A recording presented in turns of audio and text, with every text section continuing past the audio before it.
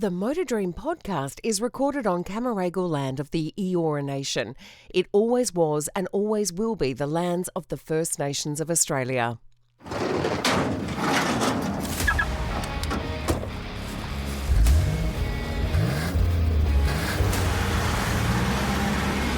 This is the Motor Dream podcast. Hello and welcome to episode 52 of the Motor Dream podcast. I'm Connor McNally and thanks for joining me once again as we imagine our ultimate dream garages where money is no issue. This weekend, the Supercars Super 2 Series heads to Perth's Wanneroo Raceway for round 3 of its championship in support of the Repco Supercars Championship.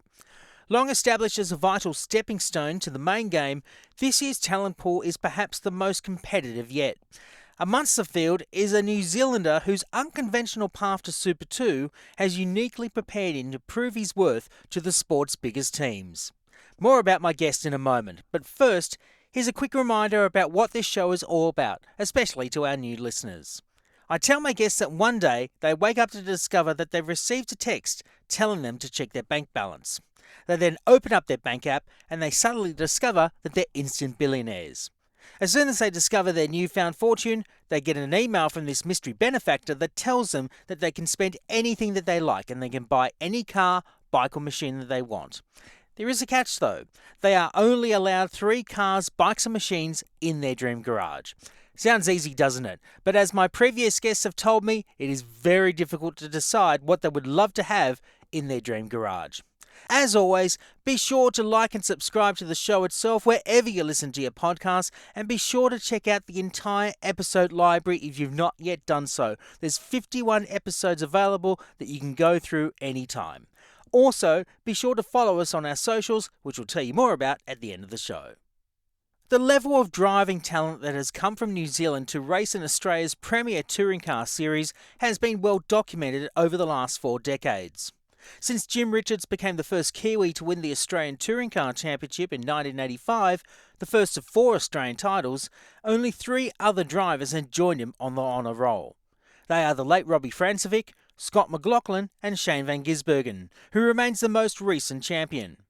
Current Supercars Championship leader Matt Payne is currently on track to become the 5th driver from New Zealand to add his name to the honour roll. That said, at the time of recording, we're only halfway through the season and there's still the final series to be played out.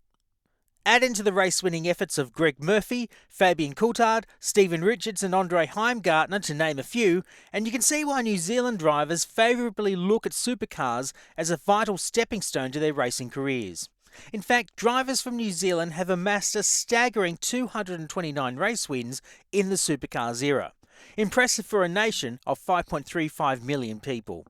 And the lure to head across to Australia to race in supercars remains strong for many New Zealanders, like my guest for this episode, Ayrton Hodson.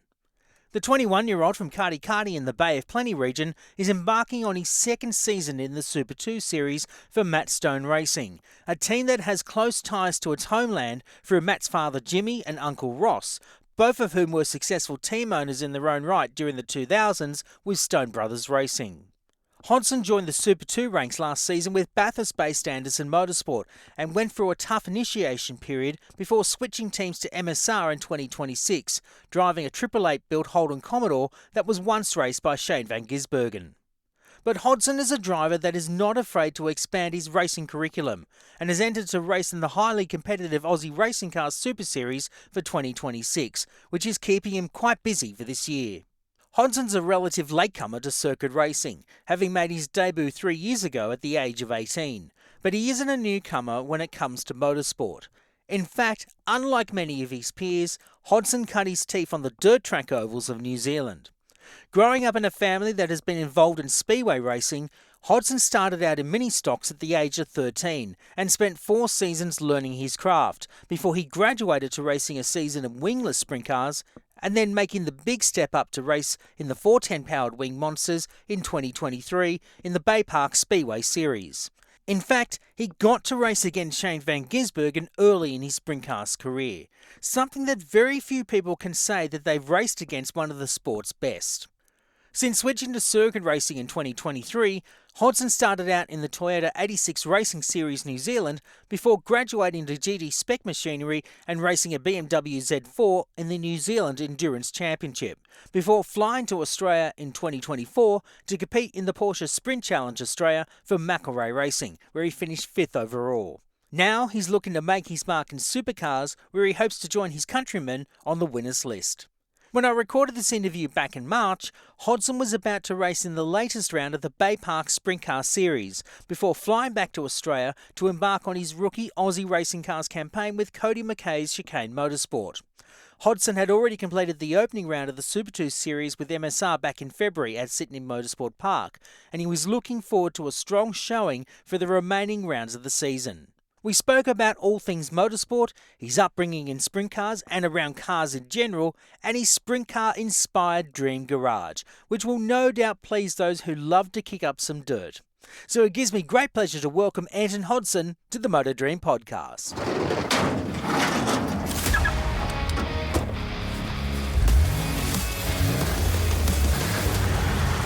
Ayrton Hodson, kia ora, and welcome to the Motor Dream podcast. It's good to have you on the show all the way over in New Zealand. Yes, pleasure to be here. It's great to have you on, particularly as the teammate to Cody McKay in the Aussie Racing Cars Super Series. And we had Cody on the podcast very, very recently where we talked about the mullet, the race team, and just his love for cars and motorsport. I am noticing, though, you don't have the mullet. It's not there yet. Are we going to expect to see the mullet coming along at some point? I'm not sure. I've been told from the supercar side that the mullets were frowned upon. So, oh, really? Yeah. So I'm not sure if it'll quite be Cody spec, but I'm sure I can sneak a little one in. Well, I'm sure we can. We were talking prior to us starting recording this interview. You're growing a little bit there behind you, but I can see why they want the clean cut image. First and foremost, how's the new season with the Super 2 series going with Matt Stone Racing? It's good. The vibe in the team is really good. All the boys get along very well, which I think is a very important thing. Obviously, the first round for us was difficult, but we got a long year ahead and got a lot of time between the first and second round. So we got a lot of time to do our prep stuff and really get a handle on what we need to do for round 2. Coming into the second round of the championship at Hidden Valley, which is mid-year around June, July. At the time of recording, you finished 13th and 17th in the two races at Sydney Motorsport Park. And like you said, it was a difficult weekend. Explain what happened in your first weekend with Matt Stone Racing. The races were difficult. We had a coil soup failure and, the rear roll bar got stuck at full stiff and just a lot of things that were just out of our control that seemed to stack up quite heavily and sort of put a bit of a burden on us. But I still think it was still positive. We still took a lot of positives away. And unfortunately, results-wise, it wasn't that flash. But there was still a lot of good things to look back on. Last season, you drove for Anderson Motorsport, the Bathurst-based outfit, which had Zach Best in previous years in the Super 2 series. And you were actually the best placed New Zealander in the series last year, was 16th overall. Your best finish was in the very opening race at Sydney Motorsport Park, but 3 retirements at Symmons Plains and up at Townsville kind of hampered your progress throughout the season. But to finish just outside the top 15, you must have been pretty proud of what you accomplished in your very first season, given that you've come out of sprint car racing, which is what you've been doing in New Zealand for the last 5 or 6 years, and now you're making that step not just into circuit racing, but also tarmac racing as well. Yeah, I think with how it started, I was surprised, but throughout the year it was quite disappointing. I had about 3 engineers and it was quite hard to find consistency, I suppose you could say. And we weren't very, very fast at all, which made it quite hard just to stay motivated to do a good job because we never seemed to improve that much. And it made it hard. But last year was all about learning the tracks and, Super 2 is a second-year deal, and it was about learning, getting comfortable with everything, so you can go to year 2 and have a solid crack at it. And you're driving for Matt Stone Racing, which I've mentioned before, and it's a New Zealand heritage with that team as well. So there's obviously a bit of familiarity for you, being from New Zealand originally. How does that make you feel to be a part of a team that has a lot of heritage in supercars, as well as that success through Ross and Jimmy Stone, who are obviously related to Matt. Yeah, it's pretty cool. Jimmy's still in the shop quite a bit, and still gets very hands-on and stuff like that, which is pretty cool to see. So, Ross pops in every now and then as well. So, yeah, to be a part of a team like that, especially being a Kiwi as well, like you said, it's it's pretty cool. Yeah, I certainly can see that. Last year you drove a Ford Mustang, a Dick Johnson prepared Ford Mustang. That was, I think, driven by Fabian Coulthard previously, but this time you're now driving a Triple Eight-built Holden Commodore, so it's one of the last of the Commodores before they moved on to the Chevrolet Camaros. What have been the differences between driving the Camaro the Commodore that you're driving this year and the Mustang that you drove last year? There's obviously some similarities, but there's obviously some differences. Yeah, the main thing I found, especially just after the first test day, was how much stronger the Triple Eight cars seem to be under brakes and getting off the corner, compared to the Mustang, which seems a lot stronger through the middle of the corner. So you can carry a lot more speed through the middle of the corner and stuff like that, where the Commodore seems a lot more stop and go. So it's just trying to adapt to that driving style, just trying to extract the most out of how you need to drive it in that way. You're also taking on Aussie Racing Cars this year, which is, a big undertaking to do 2 series.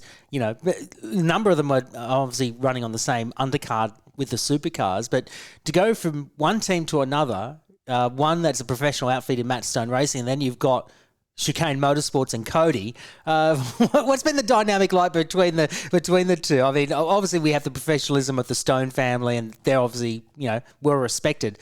But then Cody, I mean, we know he's a bit of a loose unit in the nicest possible way. But I'm sure the camaraderie is it's really helped you acclimatise and feel quite at home. Yeah, Cody's a character, that's for sure. We haven't done any testing yet, so.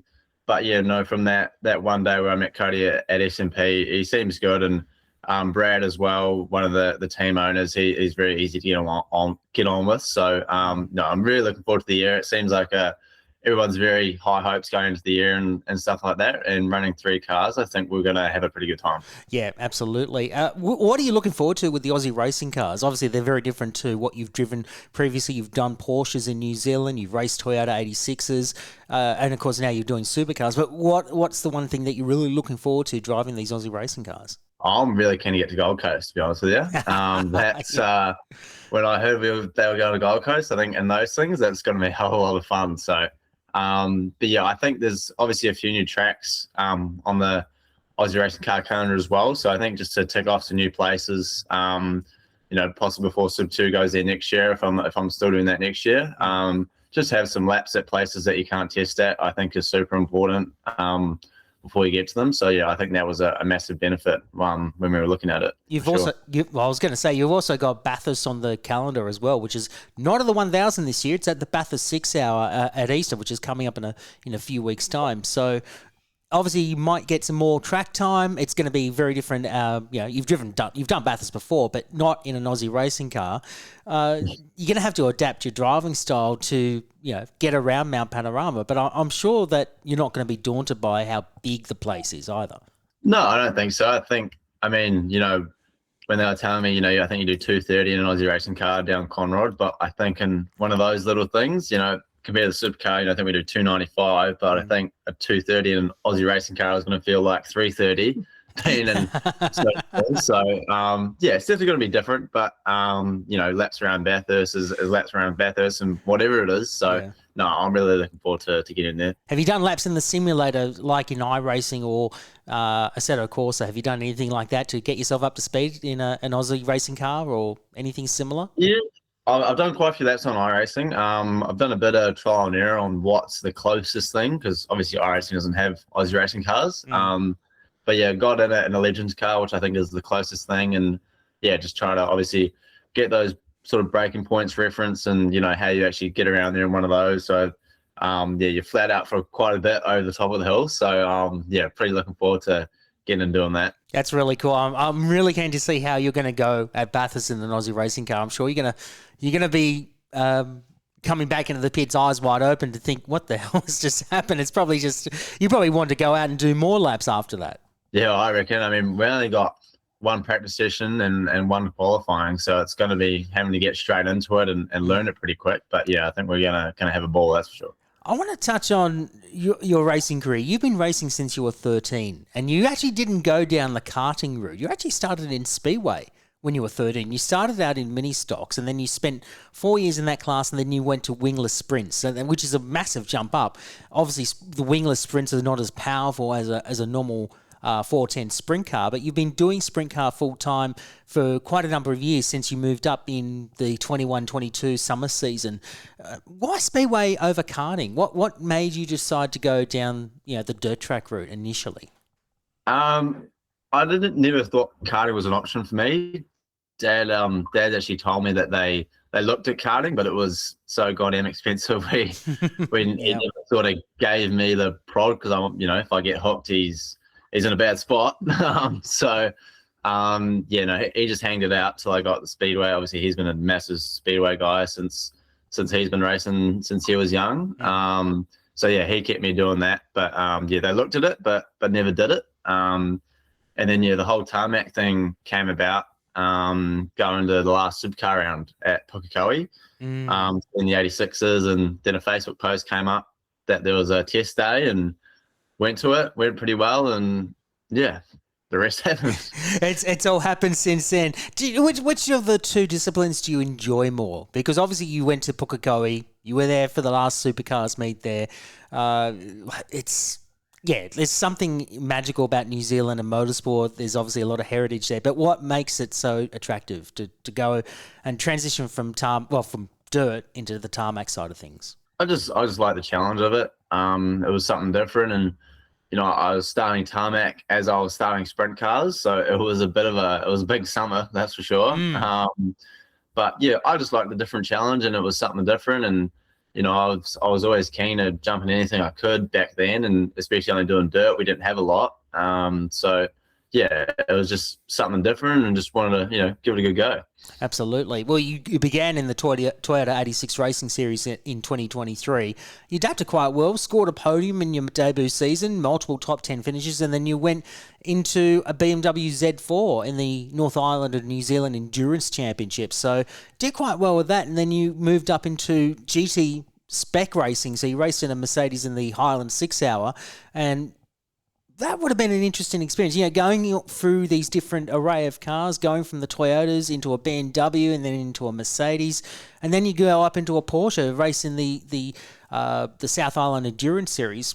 How much of that did you take from all those experiences and applied every time you went out to a circuit race meeting where you had to learn new tracks, had to learn new skills to improve your drivability in a race sense?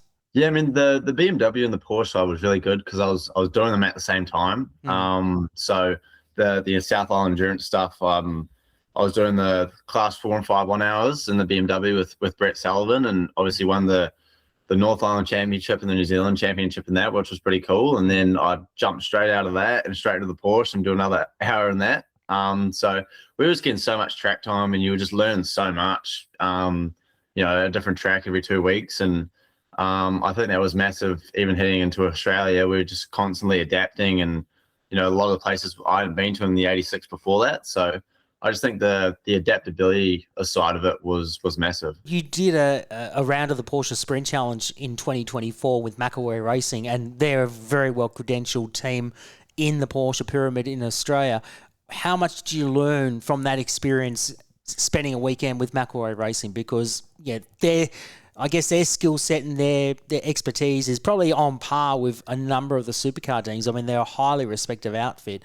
What did you learn from that? Yeah, Andy and the team there are awesome. The year I had there, when I went in there to how I left, I was a completely different driver. Andy was massive on off-track stuff. He really wanted guys to leave his team being an all-round driver, and I think that's just what the difference of McElroy is. Andy really wants to see his guys succeed, and I think that was the biggest learning there, was just that off-track side of it. Obviously, he was big on the on-track stuff as well, but just how much he wanted to see guys do good off-track was pretty cool. How did you find Andy to deal with as a person. Like he's obviously, got a lot of respect, a lot of kudos in the Australian motorsport community. People like Warren Luff and, Jackson Evans, they speak very highly of him. They've raced with him previously. So what did you take away from your time, that weekend alone with Andy? Andy was awesome.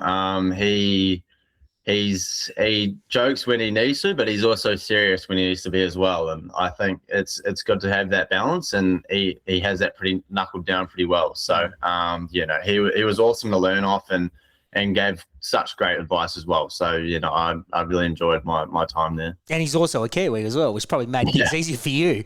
Yeah, exactly. Yeah, we got along pretty good just off that. Do you know Hunter? I've met him a couple of times when he's come over here, but obviously Hunter's done very well as well on the American side, and I think that's a big part to how Andy's taught him as well. Yeah, absolutely, I agree with that. Which of the two disciplines do you like, the dirt track stuff or the tarmac? I know it's a very blunt question, but I want to see which of the two do you like more? It's just like trying to pick a kid. You can't. But still to this day, I don't really answer that question. But they both have their pros and cons. Yeah. Obviously, the sprint car is just unreal. Just the driving style of them is pretty cool. And but then you got your pros and the tarmac stuff as well. It's so much more finesse, and everything's so much closer. Time wise and stuff like that, you have to be so perfect. Whether the sprint car stuff, you can hang it out a bit more and be a bit more ragged with it. I definitely, they have their different qualities. But it's hard to pick one. Which is the more difficult thing to try and get out of your system? Learning how to set up a tarmac car where every corner is going to be like the surface and that is always going to be the same, or being able to drive with a sprint car, not knowing what the conditions are going to be like from one lap to the next, because we know dirt track racing is so unpredictable compared to circuit racing. Yeah, I think the dirt track stuff I've got a lot more of a handle on, just because, when you do it yourself, not with a team, you sort of got to be a bit more hands-on and understand a lot more. Whether, the supercar side, you got setup sheets that are stupidly long, and it's just like, what the hell is all this? I definitely think I understand the dirt stuff more.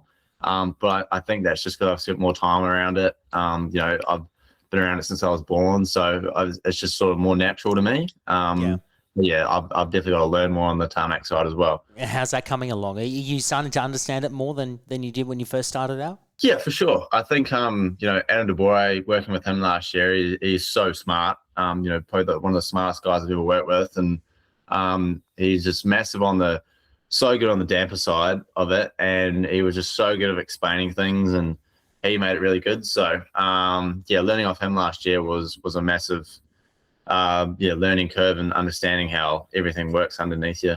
Any plans to do the Australian Speedway season? Come over and do a couple of races here in Australia. Maybe race at the Perth Motorplex, maybe at Eastern Creek at the Sydney International Speedway, maybe Warrnambool, do the Grand Annual Classic. Any plans to do something like that? We're trying to. That is the plan, to try to do some stuff next summer. Because I'd rather do the Australian Speedway summer than New Zealand, that's for sure. Any reason why though? Why Australia more than New Zealand at the moment? The level of competition, I think, and the tracks as well. Over here the tracks compensate for the stock cars and stuff like that, so everything's quite flat. But I went to Toowoomba to watch for the first time with mate Brendan and his wife Mandy, and it's insane. The banking there and the racing is just unreal. And I think to race over there is gonna make me a better driver than racing back here. That's for sure. Okay, well, that's an interesting answer. Because I know people rave on about Western Springs, which is obviously in Auckland. It's a couple of hours away for you from Auckland. But I'm very surprised that you don't rate Western Springs as high as, say, like Perth or whatever, or even Toowoomba. You went to Toowoomba recently, like you said. So why Western Springs? Why is that not high up on your list? I only did a season at Western Springs, half a season really, and the Springs is good. It's not. I don't think the Springs is much a sprint car track. It's a good midget track, puts on good midget racing, but for sprint cars, it's just so narrow. It makes it hard, and it's just so flat. And I think that's the the good thing with the Aussie tracks, everything's so banked. Like you don't see a flat track over there, and I think that's just it puts on so much better racing and stuff like that. So I'd race the Motorplex over the Springs any week. Well, I think there's a few people from the Motorplex that might be keen to take you up on the offer. Maybe, hopefully, we would love to see you over in Perth because the interest for speedway racing in the Golden State's fantastic. It's really cool. I wanted to ask you about your love of cars. You've grown up around them, around motorsport. You mentioned that you've been doing it since you were, you've been up around cars since you were young.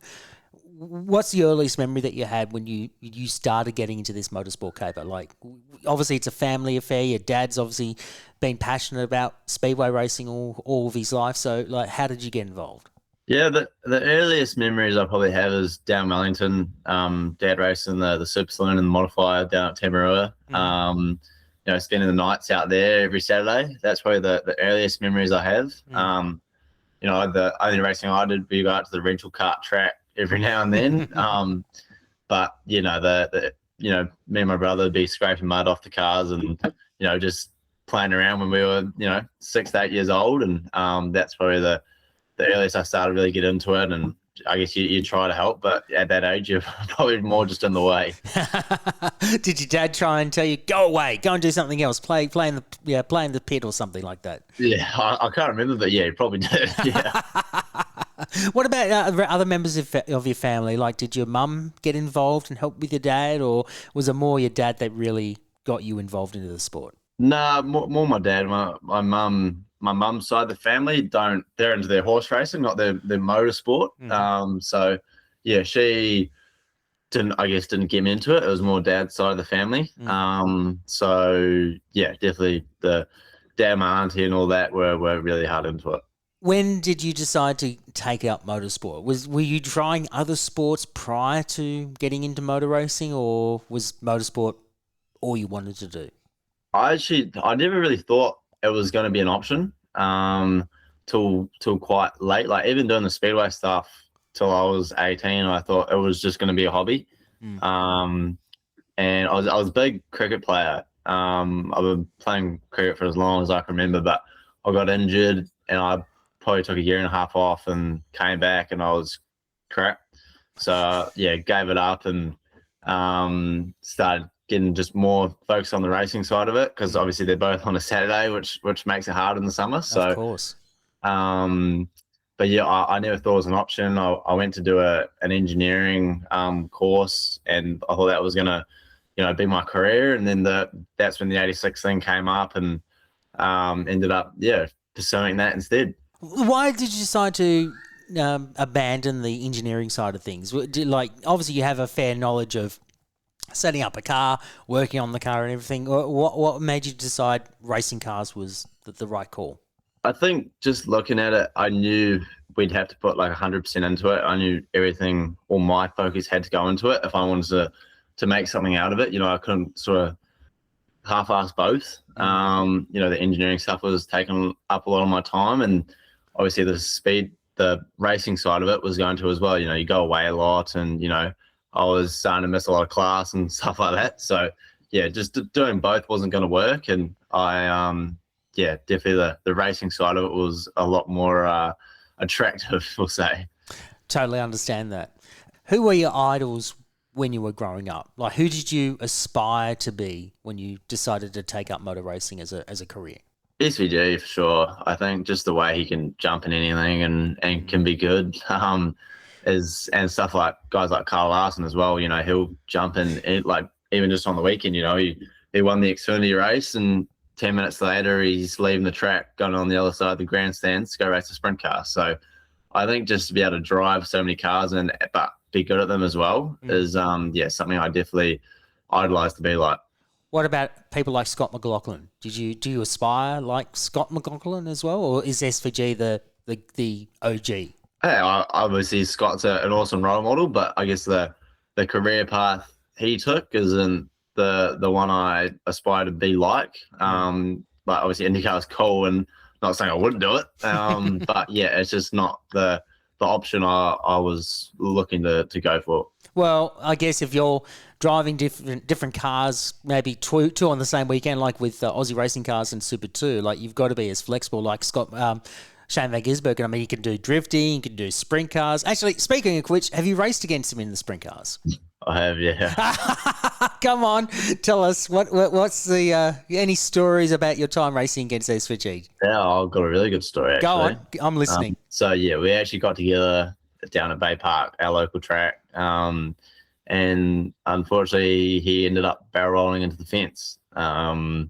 And, yeah, he wasn't too pleased with me. So, the only thing that came out of that car was the motor in the seat, I reckon. So, that wasn't my best first impression with someone like that.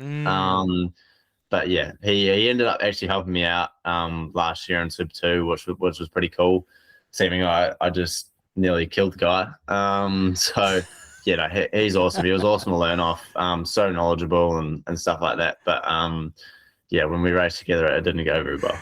Does he like to remind you every now and then that you almost tried to kill him, or has that all been forgotten? No, he didn't remind me. He's pretty busy nowadays, and I don't really catch up with him. Obviously, the NASCAR schedule is insane. Racing nearly every weekend. He's pretty busy with that sort of side of it. But he never reminded me while he was helping me out. That's probably not a bad thing, given how it's all planned out for you. So, and also for him. So you're probably lucky in that respect. Yeah, but he was not happy at the time. Was there any choice words said at the time? There was probably. There's a couple I can't repeat. He ended up really good about. Obviously, it's heat of the moment stuff. Of course. Getting put in the fence like that, no one's going to be happy. I know I've been put in like that, and I sure as shit wasn't happy. It's just the heat of the moment stuff. You forget about that and understand it. So, will we expect you to do something like Shane Van Gisbergen, do some drifting here and there, maybe? Because we know New Zealand loves their drifting. So, would you like to do something like that? I'd love to, but in saying that, I'll jump in anything. I don't care what it is. It's the Aussie race car deal. It's just something to drive, something to keep you busy, and laps is laps, and no matter what it is. So of course, whatever it is, I'll jump in it. And what about where you want to go in terms of your career? Obviously, Super 2 is where you're currently at right now. Do you have aspirations to potentially do supercars, like go to the main game, or maybe look at doing something like Porsche Carrera Cup, or even doing the GT pyramid, racing GT3? What would you like to do? Obviously doing Super 2, I want to get to supercars. That's the goal, and eventually, I'd like to go to America and give the NASCAR stuff a good crack. And obviously, if I was good at supercars, and the sprint car racing over America as well is insane. So to give that a good crack with the high limits or something like that would definitely be awesome as well. Would you like to do something like midgets as well, like do the Chili Bowl? Yeah, for sure. I've never had a go on a midget yet, but something like the Chili Bowl would be pretty insane. I'm surprised you haven't done midgets as yet, particularly how popular they are in New Zealand as well. I know Michael Pickens is like a big name when it comes to midget racing in New Zealand, so I'm really surprised you haven't done midget racing as yet. Yes, a number of opportunities never come up. Obviously, New Zealand, there's sort of no owners and people. Well, there is a couple, but guys don't drive for people. It's all sort of family-run teams, and I think that makes it hard to jump in other people's cars because usually it's their own one, and if they're being driven, it's them driving it. I think something like the Chili Bowl or something international would definitely be pretty cool to go and do.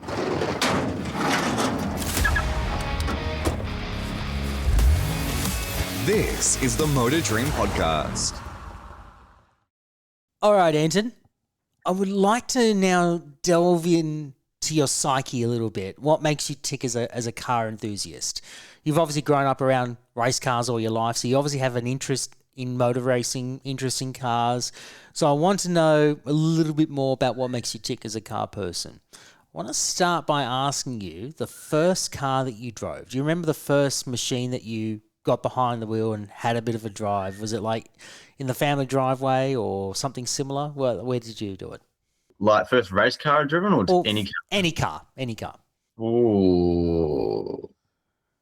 I'd say I probably was steering my dad's Monaro when I was something dumb years old.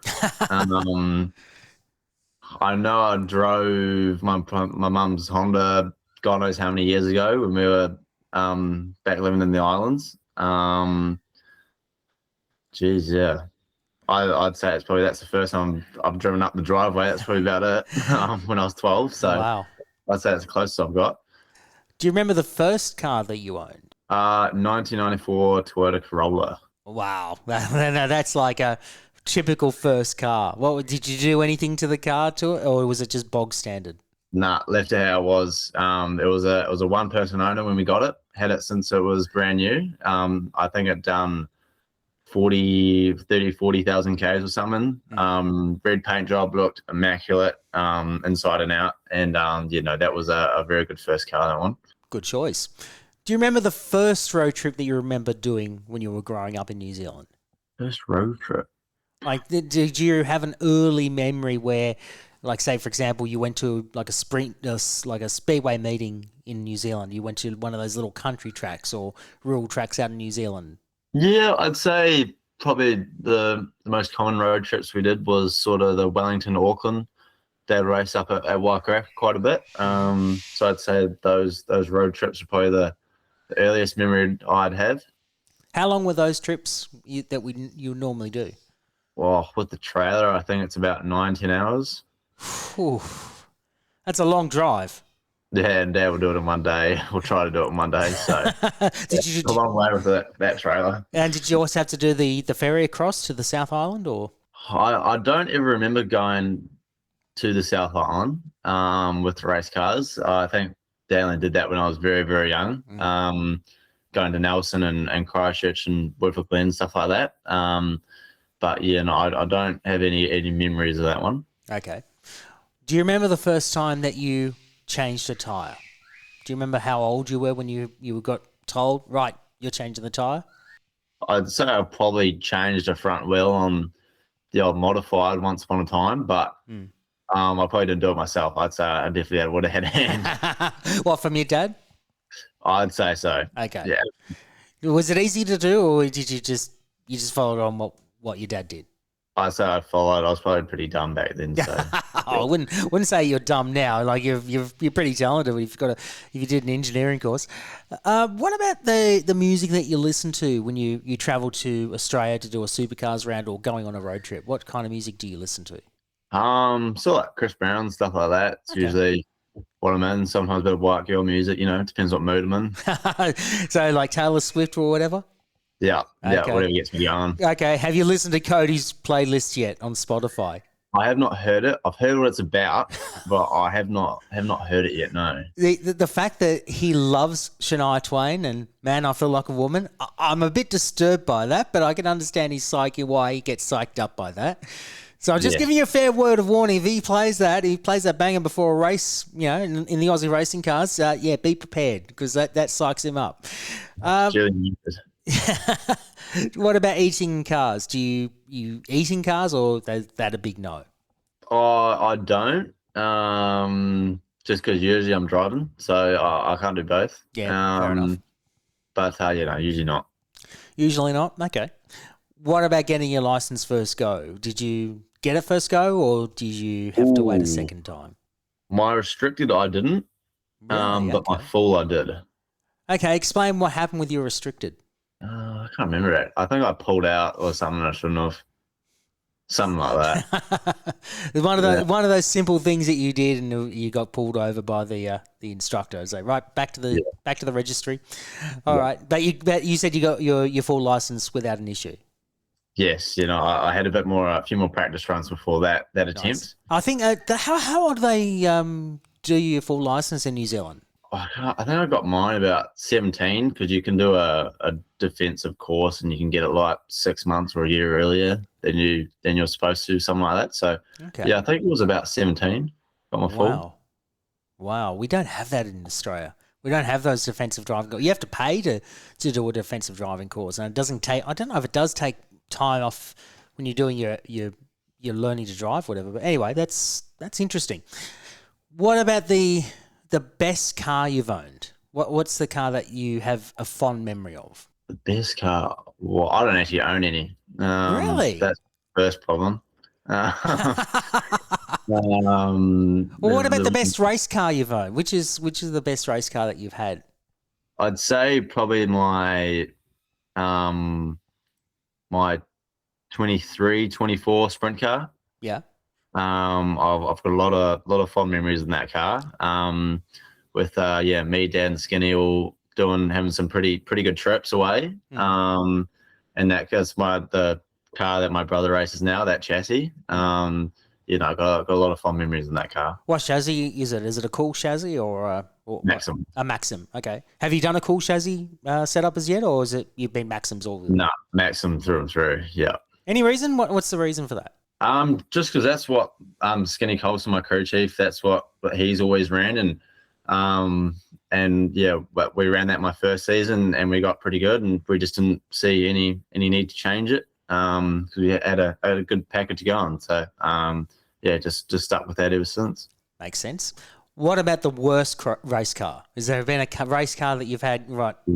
Don't want to have that responsibility ever again. Palm it off to someone else. It's their problem.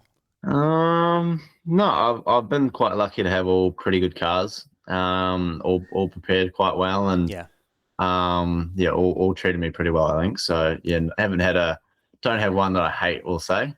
Okay, that's a fair answer. What about the best road trip that you've been on? And it can be any recent road trip as well, like maybe a road trip to Bathurst or maybe to another event that you've done since you've been here in Australia. Is there any memories that you've got? Well, I fly everywhere, so I don't really do many road trips anymore. There's a difference with tarmac compared to speedway. You fly everywhere. That's true. That's very true. Well, your media manager flew over from New Zealand to support you this weekend because you're doing Sprintcars. As we're recording this, you're doing a sprint car meeting this weekend. Yes. No, looking forward to that. That definitely might be my favourite road trip. Your media manager being Megan Coleman. Hello, Megan. By the way, and Cody Megan set Cody up to chat with me, so we'll have to get Megan on the pod at some point. Okay, that's fair enough. If you're flying everywhere, you don't. I'm sure as time goes on, you'll probably have something that'll stick out. What about things like stickers on cars, aftermarket spoilers, stereos? And are you into that kind of thing? Are you like one of those, people that like to hot up their cars, or not really? I don't really modify them at all. I like loudspeakers, but if they're quiet, I don't do anything about it. That's just what it is. But I like when the speakers are loud. I wouldn't buy myself. That's true. Okay, fair enough. What's your current car at the moment? I've got a Mazda Excella, 6-speed turbo diesel manual. Okay. Is that like a ute or something, or? No, just a little hatchback. A Mazda? What is it again? A Mazda Excella, is it? Or? I think that's how you say it, yeah. Oh, let me have a look. I don't think we've got... Oh, Mazda Excella. Okay, yeah, okay. It's... that might be like very similar to a Mazda 3 to what we have here in Australia. Yeah, they're known as a Mazda 3 here in Australia. So there we go. So very, very similar cars. Okay. That's good to know. I did not know what a Mazda Excella is now until you told me. There you go. Yeah. All right. Who taught you how to drive? Was it your dad? Yeah. Yeah. My mum says it was her, but no, it's not my dad. Your mum just like, nope, not taking any responsibility? Well, no, she reckons she's the one that taught me to drive, but no, I reckon it was my dad. She never came out on the kart track, so no, I reckon it was my dad. Give the credit to your dad. I like that. And what about naming your cars?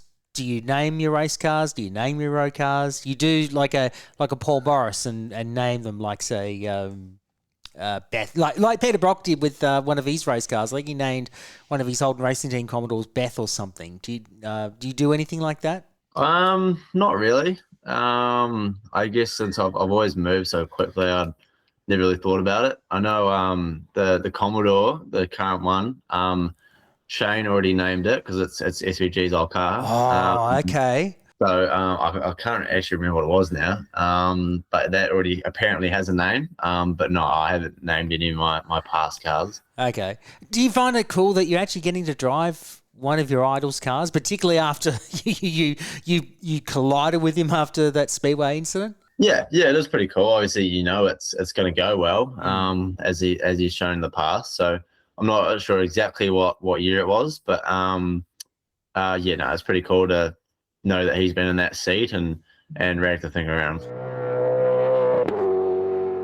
All right, Ayrton, this is why we got you on the podcast. You wake up one morning and you're heading to the airport, heading over to Australia to do a Super 2 meet. But when you land at the airport and it says, check your bank balance, and you think, oh, this must be some kind of scam from India or somewhere else. And you're a bit skeptical, but you're a bit curious at the same time. So you decide to check your bank balance on your app and you instantly discover that you've become a billionaire. You have no idea why or how, but you've become an instant billionaire. You've got all this money and you don't know what to do with it. You then get an email from this mystery benefactor that says you can buy any car, bike, or machine that you want, but you're only allowed 3 in your dream garage. So with that in mind, what is the first car, bike, or machine you would like to have in your dream garage? Sprint car. A sprint car, a maximum chassis sprint car. Yeah. Nice. Would you like to have, say, for example, one of Donny Shott's sprint cars, or not really? Nah, brand spanking. If I'm a billionaire, it's going to be brand spanking new. And who would prepare the engine and everything? Would you do the preparation, or would you get someone else to prepare the engine? Nah, I'd say us. Oh, I'd get a KRE, brand new KRE. Yeah. I do. I mean, sprint cars are pretty awesome. Let's face it. I mean, yeah, there's 410 spec engine, and going like you're doing so much speed, like for the amount of power to weight ratio in that thing. I mean, it's just insane. I've never had an opportunity to be a passenger in a 2-up in a sprint car, but I can only imagine it would just be raw and awesome. Explain the first time you drove a sprint car when you started out. Like, what was the immediate reaction that you had when you first drove them in anger? The first one I drove one was for Colin at Whistle, one of his spare cars out of Bay Park, and I remember coming in from warm up. I was behind Pickens and saw him like gas it up. I'm like, oh, I should probably have a go, see what it's like.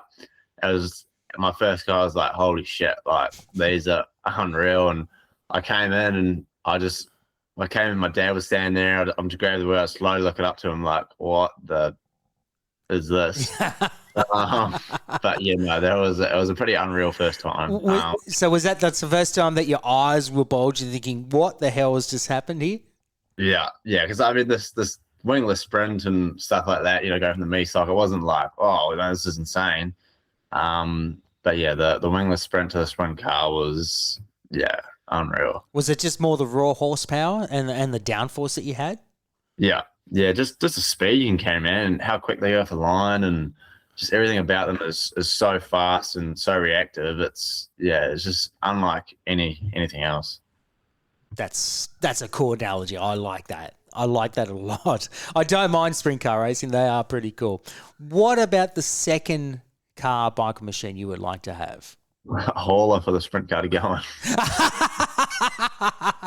Are we talking like a B double transporter or something? What are we talking about?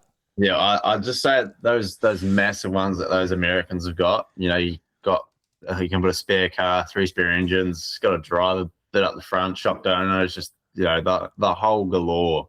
So today, because I'm a billionaire, I'm going all out. Okay, so so very similar to like a B double transporter. So I was just having a quick look at a video on YouTube. I had to quickly turn it down, but okay, yep, I can see. So maybe I can see where, a bit of supercar analogy in there with the the transporter and everything, but a little bit more compact. But plenty of room to have 3 chassis and quickly rebuild them in case you have a crash, and you got your engines and the shock shop and everything else. So okay, go all out in the expense, and no expense spared, all nice and tailored. And yeah, I do like it. A hauler for the sprint car and the sprint car itself. I like that. And the third machine, what would you like to have? Probably the newest Kenworth tow the hauler. Ooh, you like your trucks, do you? Oh, I mean, I'm not a big fan, but those Kenworths do look pretty damn cool. And Skinny, my crew chief, he's a a truck driver for his day-to-day. So I think he'd be pretty happy if he could drive that around. Absolutely. I think you're one of only 2 or 3 people that have mentioned a Kenworth to have in their dream garage. And I mean, yeah, they look pretty cool. They look pretty awesome. Have you been to America and seen the setups in the sprint cars and all that, or not really as yet? No, I'm not. But the one night I went to Toowoomba, they sort of have, some of the guys have sort of that kind of spec trailers, like Jock Goodyear and Lockie McHugh, those type boys. Yes, I do. Yep. They've got some pretty nice trucks and haulers to go with them. And let's face it, Supercars have got very similar setups as well. So yeah, I can definitely see the influence there when it comes to the hauler there with the Kenworth. No complaints there whatsoever. So the Kenworth hauler, do like that. Obviously, a hauler itself, like to carry all the sprint cars, like the transporter, do like that. And then the sprint car itself, 3 Maxim chassis. Let's say you get 3 Maxim chassis, and then you put them all into the transporter, stock shop, engines, tires, everything else. A complete sprint car team. Let's face it is a complete sprint car team that you've got all set up, ready to go. Who would you have as a teammate? If you were to have all that money and you have all those things, who would you have as a teammate? Ultimate teammate. Brother. Your brother. Okay, I was expecting Shane. No, I'd say my brother, because obviously hasn't had the opportunity to have a go on the tarmac side. Obviously you can't fund 2 Super 2 budgets. And yeah, just obviously mum and dad spent a lot of money to get me here. Of course. They probably couldn't do the same with him. So he's had to, I guess, sacrifice that, just being the younger child. So that's probably the least I could do to pay that back. Yeah, totally. Would you like to do Super 2 or come to Australia at some point? Or is that just something you're focusing on you first before he probably takes that step?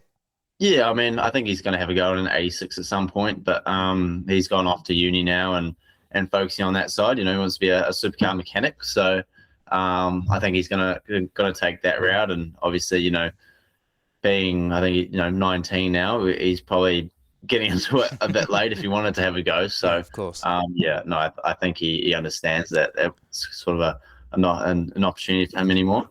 I think it's a very good, a nice family thing, having the brother as the teammate, being a family team, sprint car, the transporter, and the Kenworth as the hauler itself. That's a real sprint car type of dream garage. I do like that, and I can definitely see the influences of why you love sprint car racing and dirt track racing. But it's great that we're seeing you doing very well in Super 2 and obviously taking up Aussie Racing Cars, and we're looking forward to seeing how you go in the Aussie Racing Cars Super Series coming up, and you're about to do some testing with the Aussie Racing Car, and we can't wait to see you at Bathurst as well for the as supporting the Bathurst 6 Hour. Thank you so much for being so generous with your time and such short notice as well to come on the podcast and have a chat. And looking forward to seeing you do Super 2. The next round's at Darwin in June, July, part of the Supercars Championship. All the best for that, and hopefully you'll do very, very well as much as you'll do well in the Aussie Racing Cars Super Series. So thank you, and all the very best of luck for the rest of the season. Yeah, thank you. Thanks for having me on.